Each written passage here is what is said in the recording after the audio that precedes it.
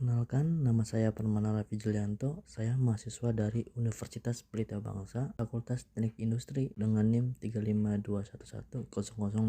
Di sini saya akan mereview jurnal tentang resistensi. Nah, jurnal saya review kali ini yang berjudul Strategi untuk mengatasi resistensi terhadap perubahan organisasi, pendekatan psikologis dan praktis. Tahun terbit jurnal ini yaitu Agustus 2023, penulisan 5.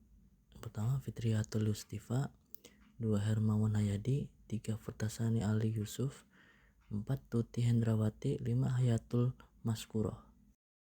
Lalu tujuan penelitian ini ada 3. Yang pertama itu memahami penyebab resistensi. Itu mengidentifikasi faktor-faktor yang menyebabkan resistensi terhadap perubahan dari sudut pandang individu atau psikologis dan organisasi atau praktis. 2. Mengembangkan strategi. Itu merumuskan strategi implementasi yang dapat membantu organisasi mengelola resistensi dengan lebih baik. Yang ketiga, memberikan wawasan praktis, yaitu menyediakan wawasan yang mendalam dan aplikatif bagi pemimpin organisasi dalam menghadapi resistensi perubahan untuk mencapai keberhasilan implementasi perubahan. Dan subjek penelitian ini yaitu resistensi terhadap perubahan organisasi. Lalu metode penelitiannya itu yang digunakan adalah studi kepustakaan atau teknik pengumpulan data dengan menelah literatur yang berkaitan dengan masalah yang diteliti. Nah, hasil penelitian ini menunjukkan bahwa resistensi terhadap perubahan organisasi dapat dikelola dengan menggabungkan pendekatan psikologis dan praktis.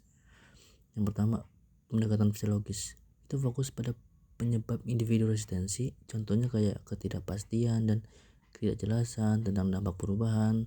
Lalu ketakutan akan perubahan karena dianggap mengancam stabilitas. Ketiga, kekhawatiran akan penguasaan materi baru yang belum dikuasai. Nah, strategi untuk mengatasi hal ini itu pertama, komunikasi yang jelas dan terbuka. Terus kedua, perlibatan semua pihak dalam proses perubahan atau pemberian pelatihan, dukungan dan validasi emosi. Terus pendekatan bertahap dan implementasi perubahan. Lalu yang 2, pendekatan praktis. Ini fokus pada implementasi dalam konteks organisasi, yaitu pertama, komunikasi yang terbuka dan jelas, itu mengenai alasan serta manfaat perubahan.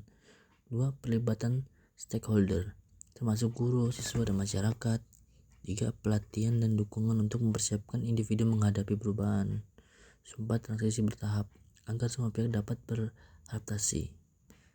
5, keterlibatan orang tua dan masyarakat untuk meningkatkan pemahaman mereka.